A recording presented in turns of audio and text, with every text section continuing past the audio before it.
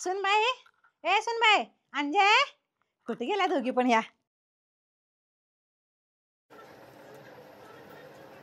जाऊबाई, तुम्ही आज लई छान दिसायला लागले हो. तुम्हाला कोणाची नजर लागू नये. होय, आज लग्नाचा वाढदिवस नाही का, त्याच्यामुळे बाहेर जायचं प्लॅन केलं. आज ह्यानी असते तर मी पण जाऊबाई सारखी नटली असती.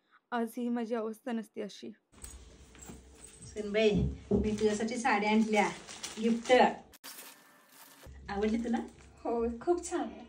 अरे वा, वहिनीला नवीन साडी गिफ्ट आणलंय वाटतं. अंजय, मी तुझ्यासाठी पण साडी घेऊन आल्या. आई, मला असं वाटतं की तू ही साडी मला देण्यापेक्षा मोठ्या वहिनीला दिली पाहिजेस. अगं, असं कसं तू म्हणतेस? तुला तर माहित आहे ना, तुझा दादा गेलाय आणि ती कसा सजवून धजून राहील बरं. लोक काय म्हणतील? आई, ताई खरंच बरोबर बोलावल्यात. जाऊबाईंना पण नटू-थटू वाटत असेल. मगाशी खूप बारीक तोंड करून माझ्याकडे आलेल्या. लोक, आई, लोकांचा काय विचार करतेस ग तू? अगं, तिचं वयच काय आहे? एवढ्या लहान वयात ती विधवा झाली, यात तिची काय चूक आहे ग? ही लोक फक्त हसायला येतात, पोसायला नाहीत येत. आणि तिचं पण मन आहे, तिला पण सजावं, सवरावं, नटावं वाटत असेल ना ग. ऍक्शन.